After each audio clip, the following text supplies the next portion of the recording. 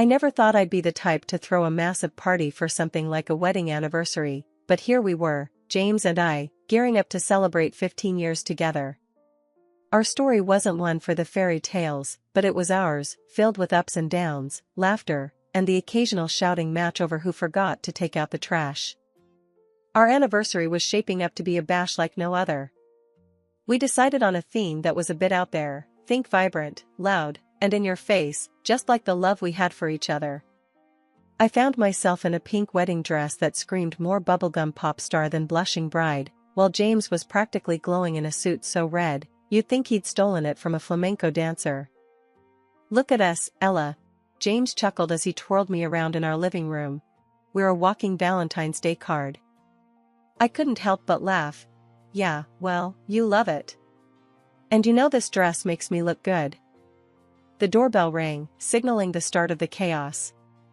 Our place was soon filled with over 130 of our closest friends, acquaintances, and a few folks I swear I'd never seen before in my life.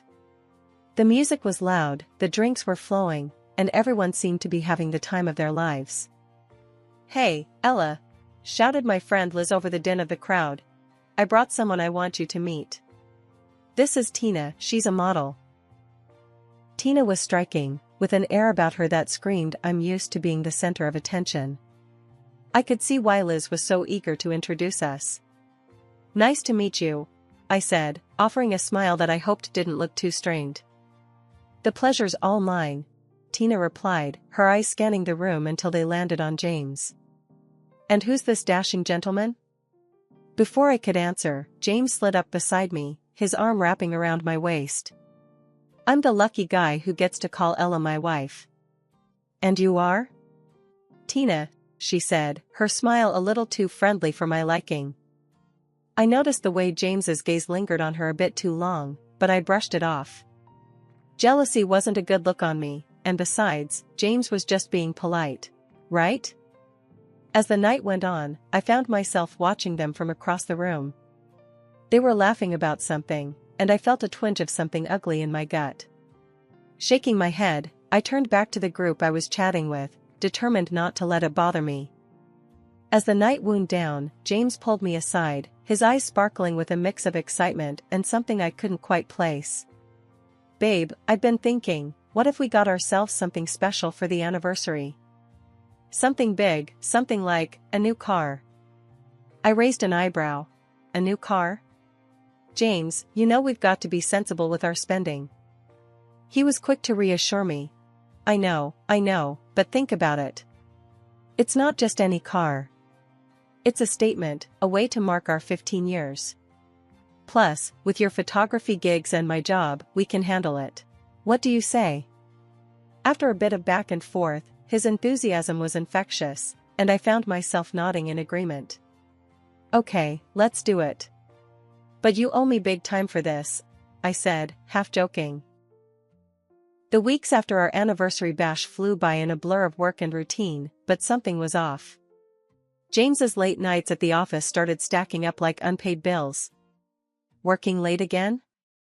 I'd ask over the phone, trying not to let the skepticism seep into my voice. "Yeah, babe, you know how it is. End of quarter crunch," he'd respond, his voice a mix of fatigue and something else I couldn't quite pin down. I wanted to believe him, really, I did. But doubt is like a small leak in a dam, ignore it, and before you know it, you're underwater. One evening, as I was putting away laundry, I found a receipt in the pocket of James's jacket. It was for a pair of earrings, the kind that you don't buy on a whim unless you're feeling particularly generous or guilty. My heart sank, but I shoved the receipt into my pocket, deciding to confront James about it later. When he finally came home, the clock had already given up on waiting and settled into the early hours of the morning. I was sitting at the kitchen table, the receipt lying between us like a challenge. "Care to explain this?" I asked, my voice steady but my hands betraying me with their tremble. James looked at the receipt, then at me, his expression a mix of confusion and alarm. "Oh, that. It's, a surprise for you." "Yeah, a surprise," he stammered, his usual smooth talk failing him. "A surprise?" I echoed, the word tasting bitter. And you thought the best way to surprise me was to leave the receipt where I'd find it? He ran a hand through his hair, a sign I'd come to recognize as him gearing up to smooth things over. Babe, I wanted to get you something special, you know? To make up for all the late nights. I was gonna surprise you this weekend. I wanted to melt, to let his words wash over me and erase the doubt. But the nagging voice in my head wasn't having it. James, you think a pair of earrings can make up for the fact that you're practically a ghost around here? What's really going on? James sighed, the weight of the conversation pulling him down into the chair opposite me. Ella, I swear, there's nothing going on. Work's just been a nightmare, and I thought a nice gift would show you how much I appreciate you sticking by me. I studied him, searching his face for the truth. Part of me screamed to dive into the fight, to push until the dam broke, but another part, the part that remembered all the years of love and laughter, urged caution. Okay, James. I'll let it go. But just know, I'm not blind. If there's something you're not telling me, it's gonna come out sooner or later. James reached across the table, taking my hands in his. There's nothing, Ella. I promise. Just work being a pain in the ass. And you're right, I could have thought the surprise through a bit better. The next day, I found myself watching James, looking for signs that I'd either been right to worry or foolish to doubt. He was his usual self, affectionate and slightly annoying in the way that had first drawn me to him. But every time his phone buzzed or he laughed a little too loudly at a text, I felt that twinge of doubt again.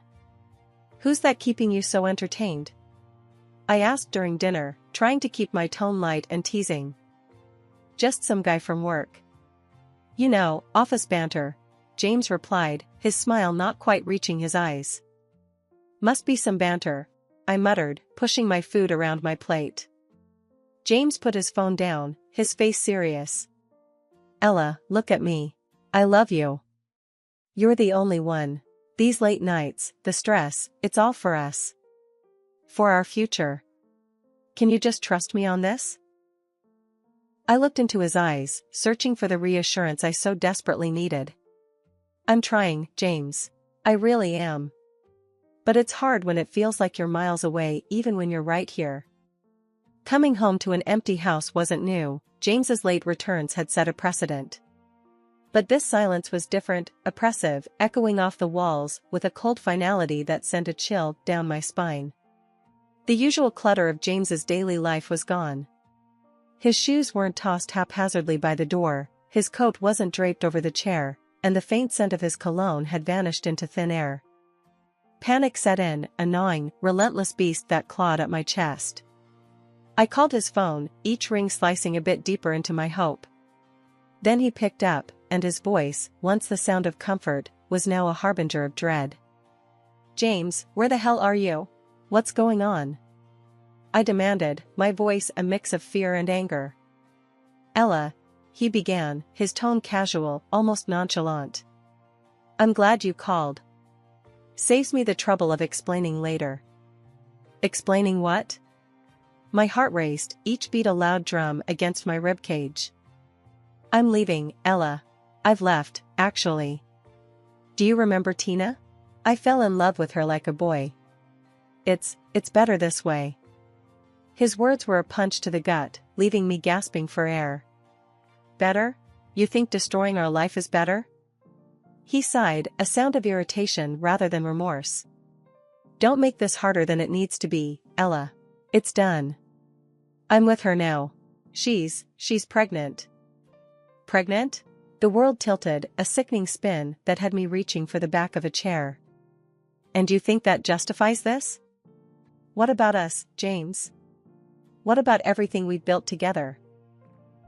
Ella, we've drifted apart. You know it as well as I do. This is just the final step. I've moved on. You should too. His coldness was a blade, each word twisting deeper. And what about our debts of $700,000? The car? The house? You're just going to leave me with all that? There was a pause, a moment of silence that spoke volumes. I took the car. Consider it a parting gift. As for the rest, well, you'll figure it out. You always do. A parting gift? I echoed, incredulity painting my words. You cheat, you leave, and you steal from me, and that's your idea of a gift? Look, Ella, I didn't answer you to argue. Just, take care of the paperwork, will you? Make it easy for both of us. The callousness in his voice was the final straw. Easy? You want easy, James? There's nothing easy about betrayal. You'll get what's coming to you, I promise that. He laughed, a sound so foreign and cruel. Always the dramatic one, Ella. Take care of yourself. Goodbye. The line went dead, a stark end to 15 years of love, laughter, and shared dreams. I stood there, phone in hand, a storm of emotions raging within. Anger, betrayal, sorrow, they all melded into a fierce resolve. After James dropped that bomb on me and vanished, leaving nothing but his shadow and a pile of broken promises, I found myself staring at the divorce papers he left behind. They were just sitting there on the kitchen table, as if mocking me. With a heavy heart and hands that couldn't stop shaking, I signed them. Took those papers to court like I was delivering my own heart in a box. That betrayal, it did something to me. I couldn't work, couldn't think straight. All I did was sit around, trapped in my own head with thoughts that ran in circles like rats in a maze. It was like my body just gave up on me, couldn't handle the stress of it all. Before I knew it, I was knocked flat with some serious illness. Needed surgery and everything. Thank the stars for insurance, 'cause it covered everything. Without it, I'd have been sunk deeper into a hole I couldn't claw out of. My folks, bless them, they didn't know at first.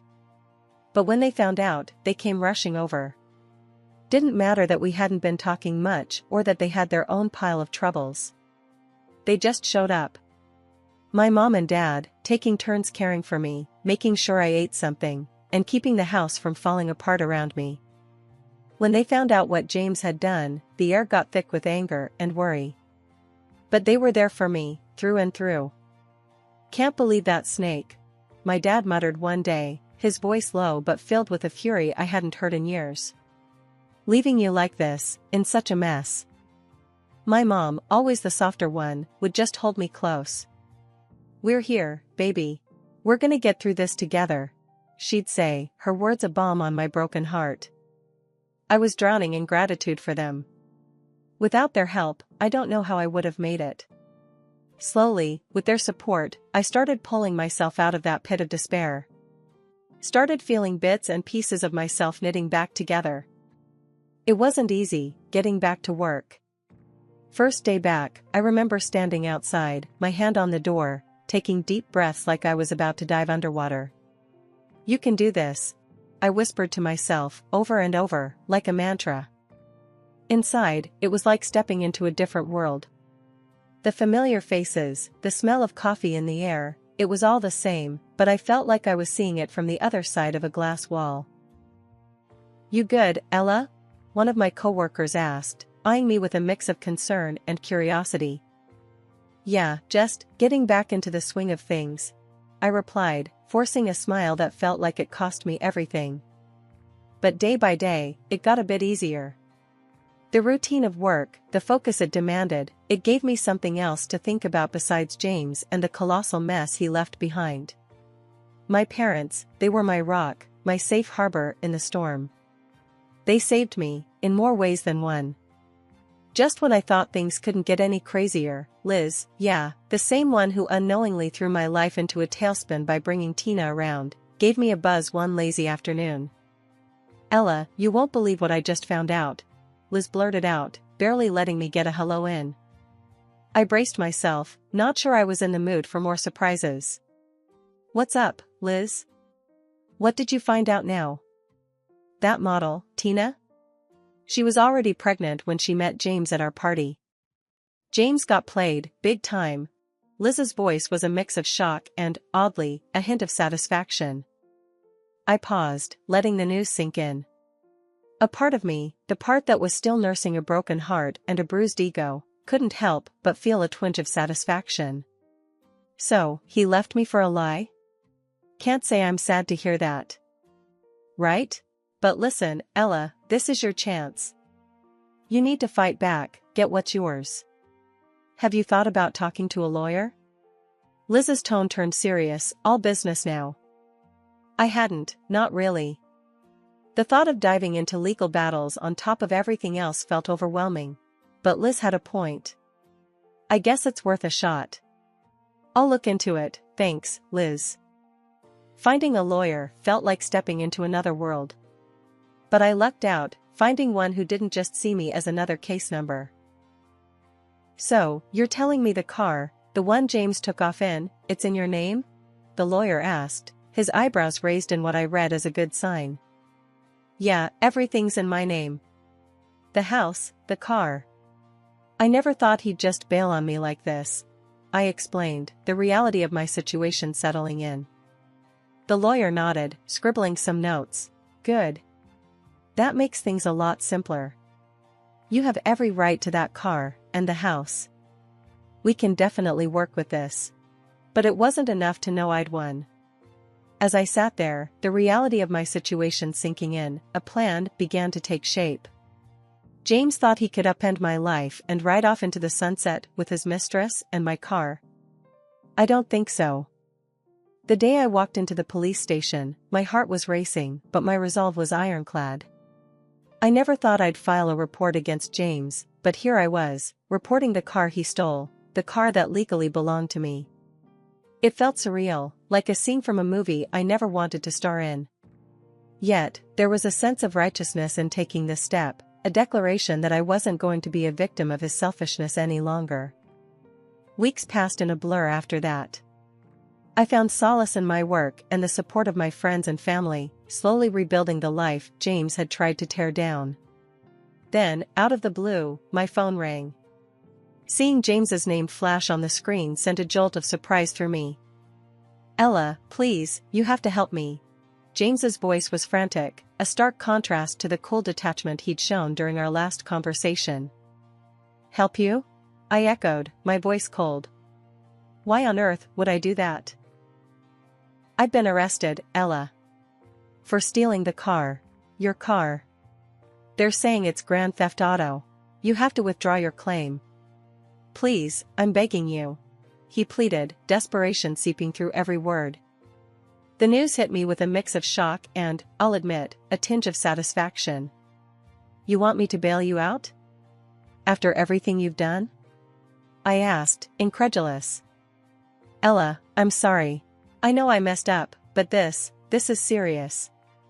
I could go to jail, he said, his voice breaking. That's the point, James. Actions have consequences. You chose to leave, to steal from me, and now you face the music, I replied, my decision firm. There was a pause, and I could almost hear him scrambling for words. Ella, please. I didn't think it would come to this. That's always been your problem, James. You never think things through, I said, the months of frustration and heartache boiling down to this moment of clarity. Before I hung up, there was one more thing I needed him to know. Oh, and James? Your precious Tina was already pregnant at our anniversary. Not with your child, but nice try. You played yourself. Silence. The kind that screams louder than words ever could. I knew I had him. The realization, the truth of his situation and the lies he'd been living, finally hitting home. James tried to speak, to respond, but nothing came out.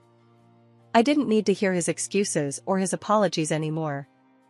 I had said my piece. The courtroom was chilly, a stark contrast to the heat of the emotions bubbling inside me. I sat there, back straight, heart pounding, as the judge flipped through the documents laid out before him. James sat across the room, his lawyer whispering in his ear, but the cocky assurance he once carried like a cloak had vanished. Now, he looked smaller somehow, diminished. Mrs. Carter, you brought forth charges of theft against Mr. James Carter, alleging he unlawfully took possession of a vehicle registered in your name, is that correct? The judge asked, his voice carrying through the silent courtroom. Yes, Your Honor. That's correct, I replied, my voice steady, despite the tremor I felt inside. James's lawyer stood up, a sleek man with a too-sharp suit and a too-smooth voice. Your Honor, Mr. Carter maintains that this was a misunderstanding. The vehicle in question was a family asset, and he believed he had every right to its use. The judge nodded, seemingly unimpressed. Mr. Carter, do you have any documents to prove your claim to the vehicle? James shifted uncomfortably in his seat. No, Your Honor. But nothing. I cut in before I could stop myself. The car was mine. Registered in my name, paid for with my money. He took it without my consent. That's theft. The room went quiet. The judge looked at me, then at James, his gaze lingering. It seems clear to me that Mrs. Carter has provided sufficient evidence to support her claim. Mr. Carter, your actions constitute theft. You unlawfully took something that didn't belong to you. James's lawyer tried to interject, but the judge raised his hand, silencing him. I'm ruling in favor of Mrs. Carter. Mr. Carter, you are to return the vehicle immediately to Ms. Foster and compensate for any damages incurred during this period. Furthermore, you will pay a fine for the unlawful possession of the vehicle. James looked like he'd been slapped. He turned to me, his eyes pleading. Ella, please. I shook my head, cutting him off. Justice, James. That's all I wanted. You can't just take what you want without consequences. The judge banged his gavel, marking the end of the proceedings. Court is adjourned. As I walked out of the courtroom, a weight lifted off my shoulders. It wasn't just about the car or the money. It was about standing up for myself, about showing James, and maybe even myself, that I wasn't someone who could be walked over. I had fought for my rights, and I had won. I turned my phone on, messages and calls flooding in. Friends, family, even co-workers who'd heard about the trial were reaching out, their words a mix of congratulations and relief. I smiled, typing out replies, feeling a sense of community and support I hadn't realized was there. Justice served, huh? Liz's text popped up, a smiley face at the end. Yeah, justice served. I replied, a smile spreading across my face. After everything settled down from the trial, my life took a turn I never expected. It was like I finally woke up from a long, bad dream and decided I wasn't going to spend one more minute stuck in the past. I let go of all the pain and anger that James had caused me. It wasn't easy, but day by day, I felt lighter, more myself. I heard through the grapevine that James's life took a nosedive after the trial. His reputation was shot, and he got canned from his job. Turns out, word gets around fast, and no one wanted to hire a guy known for pulling the kind of stunt he did. Last I heard, he and that mistress of his called it quits. Karma's a real thing, I guess. One day, Liz dropped by my new place, her eyes wide as she took in the cozy setup. This is nice, Ella. Really nice. I smiled, handing her a cup of coffee. Thanks. Sold the old apartment and the car. Paid off every last cent of that loan. It's like I'm starting fresh, you know? Liz nodded, sipping her coffee. And the mortgage? Way more manageable. Got myself a sweet deal on this place. It's smaller but just what I need. I took a deep breath, feeling genuinely content for the first time in ages. So, what's next for you? Liz asked, a curious glint in her eyes. I leaned back, a grin spreading across my face. Travel. I've got a list of places I want to see, and experiences I want to, well, experience. Life's too short to stay put. Liz laughed, clinking her cup against mine. That's the spirit. You deserve all the adventure and happiness in the world, Ella. And I did travel. I saw beaches with sand so white it hurt your eyes, cities buzzing with life and lights, mountains that touched the sky, and forests so quiet you could hear your own heartbeat. Each place I visited, I left a piece of the old me behind and found a bit of the new me waiting.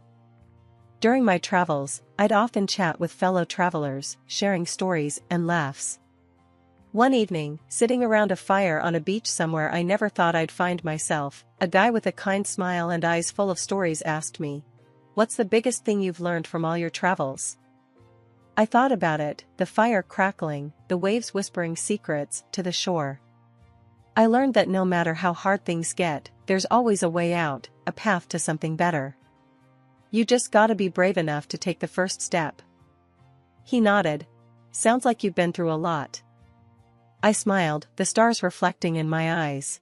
Yeah, but look at me now. Traveling the world, living my best life. Turns out, the toughest times really do lead to the best beginnings.